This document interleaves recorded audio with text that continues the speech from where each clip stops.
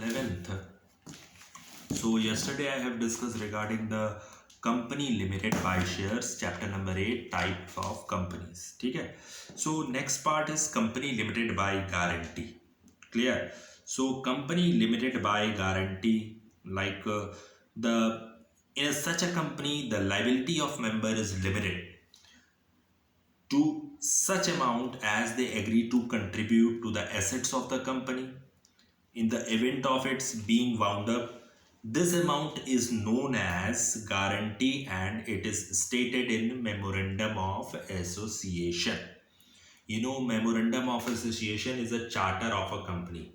Clear? So उसमें company का नाम दिया हो, company's name given, address given, directors given, and what is the objective of company given. Clear?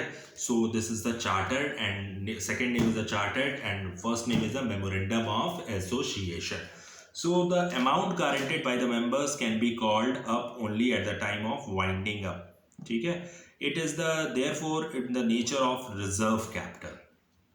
Clear? Such a company may or may not have been share capital. In case the company has a share capital, liability of its member consists of besides the guarantee and the unpaid amount. If any one of the shares held by them, a guarantee company is formed generally to promote education, art, science, culture, sports, etc.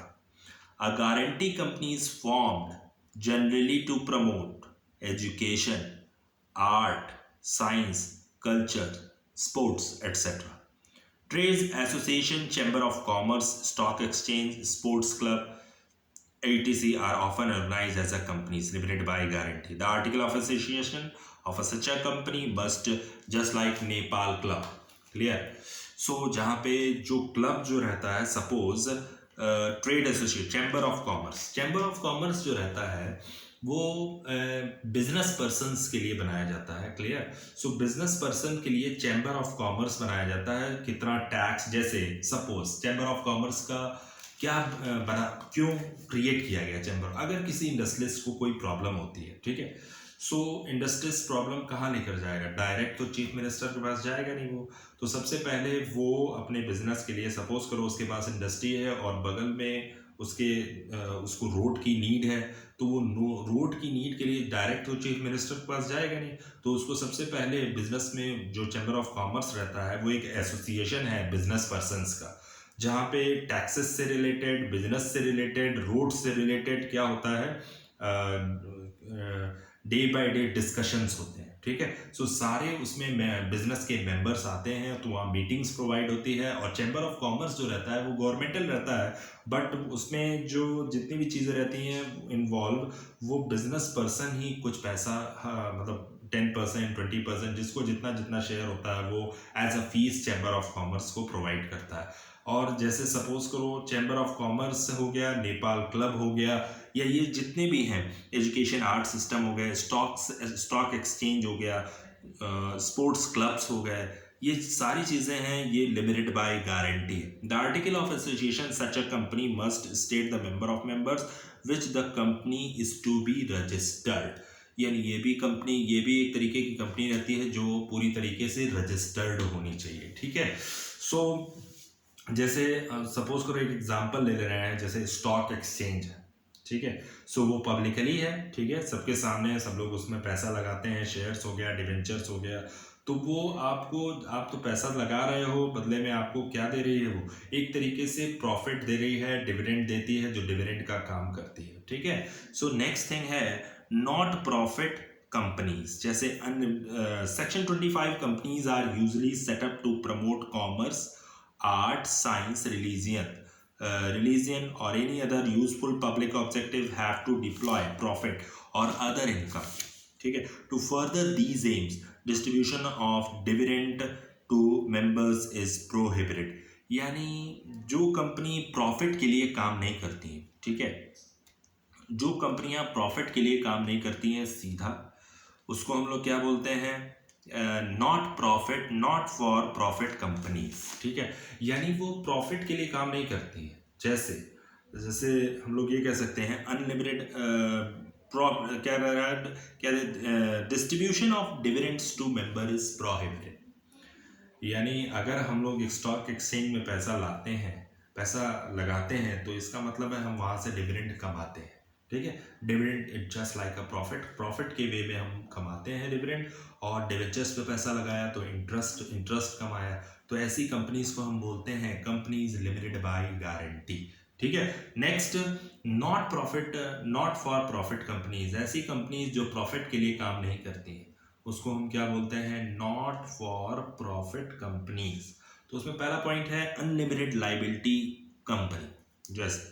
जैसे it is a company in which is the liability of every member is unlimited and extend to his personal property. In this type of a company, the members are personally liable to pay the debts of the company in proportion to their interest. Such a company may or may not have share capital.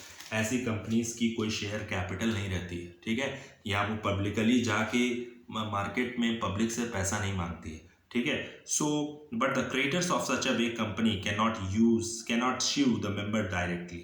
The liability of members is enforceable only at the time of winding of the company. Winding मतलब बंद हो जाना, ठीक है। The Company Act 2013 provides for the incorporation a company having no limit on the liability of its members. Unlimited companies are rarely found in practice. अब holding company क्या होती है? Holding company it on the basis of ownership and control. Companies are the following types. एक होती है holding company, second होती है subsidiary company, ठीक है, थर्ड होती है गवर्नमेंट कंपनी, ठीक है। जैसे सेल है, भेल है और एचएमटी है, ये सारी एसटीसी है, स्टेट ट्रेडिंग कॉरपोरेशन, भेल हो गया आपका भारत हैवी इलेक्ट्रिकल्स लिमिटेड, ये सारी क्या है, गवर्नमेंट कंपनी है, ठीक है। सो सब्सिडरी कंपनी और holding company, any company which directly और indirectly through the medium of another company either holds more than the half of the equity share capital of another company or controls the composition of the board of director or some other company. A holding company may have any members number of subsidiaries. जैसे suppose एक company है जिसने second company का 51% shares को purchase किया है, यानी उस कंपनी का नाम है सपोज रिलायंस इंडस्ट्री है, जिसने सपोज होल्डिंग कंपनी में वो दावेदार, जैसे सपोज हम कह सकते हैं कि अगर होल्डिंग कंपनी एक ऐसी कंपनी होती है जिसके पास सेकंड कंपनी का 51% शेयर्स फर्स्ट पर्सन के पास यानी फर्स्ट कंपनी के पास रहता है। दो कंपनियां हैं, एक कंपनी का नाम ए है और दूसरी कंपनी का नाम बी है, ठीक है। तो ए कंपनी ने बी कंपनी का जो है 51% शेयर्स क्या कर लिया, परचेज कर लिया। तो वो हो जाती है जब 51% शेयर्स परचेज कर लिया सेकेंड कंपनी यानी बी कंपनी का, ए ने किससे परचेज किया, बी कंपनी से परचेज किया, ठीक है। तो अगर 51% शेयर्स परचेज कर लेती है तो उस केस में बी कंपनी को होल्ड कौन कर लेता है, ए कंपनी, तो जिसको हम बोलते हैं होल्डिंग कंपनी। क्लियर है? चलिए नेक्स्ट, होल्डिंग कंपनी फिर से पढ़ लेते हैं। एनी कंपनी विच डायरेक्टली और indirectly through the medium of another company either holds more than the half of the equity share capital. हमने कहा ना कि इक्विटी शेयर्स कैपिटल का हाफ पार्ट 51% से ज़्यादा, ठीक है, 50% से ऊपर या 51% या 50%, ठीक है, अगर वो परचेज कर लेती है, जैसे ए कंपनी ने बी कंपनी का परचेज किया है, अगर 50% है या 51%, तो वो कंपनी बी कंपनी को ए कंपनी पूरी तरीके से होल्ड कर लेती है, यानी उसका राइट हो जाता है, ए का बी कंपनी के ऊपर राइट हो जाता है, जिसको हम बोलते हैं होल्डिंग कंपनी, ठीक है। अब हम आते हैं subsidiary company. It is a company in which another company holds more than 50% of the total share capital or more than 50% of its total voting power, controls the composition of board of directors, ठीक है।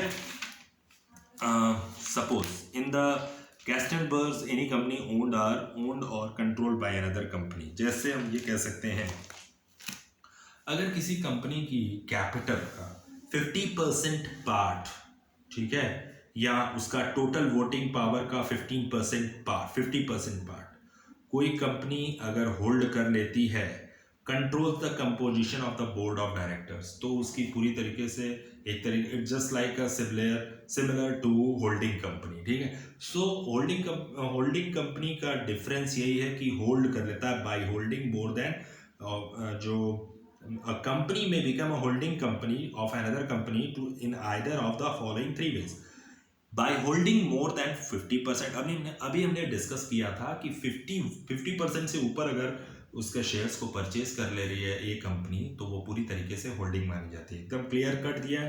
By holding more then 50% of the voting rights in the company, यानी उसका company का 50% voting right, general meeting में जो meeting होती है उसमें 50% जो है उस ए कंपनी के मेंबर्स होने चाहिए जो किसी भी डिसीजंस को लेने के लिए क्या होते हैं, वो मतलब ये मान लेते हैं कि वो पूरी तरीके से उनका राइट होता है जनरल कंपनी की जनरल मीटिंग में, ठीक है। नेक्स्ट है by the holding the right to appoint a majority of the directors of the company, यानी अगर कोई कंपनी होल्ड कर ले रही है किसी कंपनी को, ठीक है, सो 50% मेजॉरिटी अगर एक कंपनी के साथ है तो बोर्ड ऑफ डायरेक्टर्स की जिम्मेदारी किसकी होती है, होल्डिंग कंपनी की। समझ में आ गया। चलिए next, subsidiary company. It is a company in which another company called holding company just like a holding company holds more than 50% of the total share capital or more than 50% of the total voting power. Next, it just is similar to holding company. Clear? So next thing, government company, BHEL, SAIL and HMT, STC called Hindustan Machine Tools, HMT short form. Clear? STC are the examples of government company. It is a company in which 51% or more than the paid up share capital is held by the central government. देखिए यहाँ पे क्या होता है कि central government का 51% पैसा, ठीक है, सेल कंपनी है, भेल कंपनी, बहुत लिमिटेड कंपनी, बहुत बड़ी कंपनियां हैं जिसको गवर्नमेंट होल्ड करती है। 51% शेयर्स किसका रहता है, गवर्नमेंट का रहता है, ठीक है, बाकी पब्लिक का है। यानी 51% जो शेयर्स है वो पूरी तरीके से होल्ड किसने किया, सेंट्रल गवर्नमेंट में होल्ड किया है या गवर्नमेंट ने होल्ड कर रखा है अपने हाथ में, अपने हैंड्स में। तो जिसको हम क्या बोलेंगे, गवर्नमेंट कंपनी। जिसको कौन चलाता है, गवर्नमेंट चलाती है, पब्लिक नहीं चलाती है, ठीक है, जिसको गवर्नमेंट चलाती है। लेकिन रिलायंस इंडस्ट्रीज क्या है, पब्लिक का पैसा लगा है और उसने अपने शेयर कैपिटल को बढ़ाते चले गए। वो जो बोर्ड ऑफ डायरेक्टर्स हैं वो पब्लिक से पैसा लेकर के शेयर्स को इशू करके अपनी कैपिटल्स को क्या कर रहे हैं, बढ़ाने का काम कर रहे हैं, जिसको हम बोल रहे हैं क्या, जिसको हमने प्राइवेट लिमिटेड कंपनी का नाम दिया। लेकिन यहाँ पे गवर्नमेंट कंपनी 51% शेयर किसका होना चाहिए, गवर्नमेंट का होना चाहिए। तो वो क्या मानी जाएगी, जिसको पूरी तरीके से गवर्नमेंट चलाती है उसको क्या माना जाएगा, पूरी तरीके से गवर्नमेंट की होल्डिंग हो उसको माना जाएगा गवर्नमेंट कंपनी, ठीक है, जैसे भेल, सेल। क्लियर? STC, HMT, ठीक है। So on the basis of nationality और the first one is Indian company, foreign company. So tomorrow I will discuss regarding these companies. So thank you.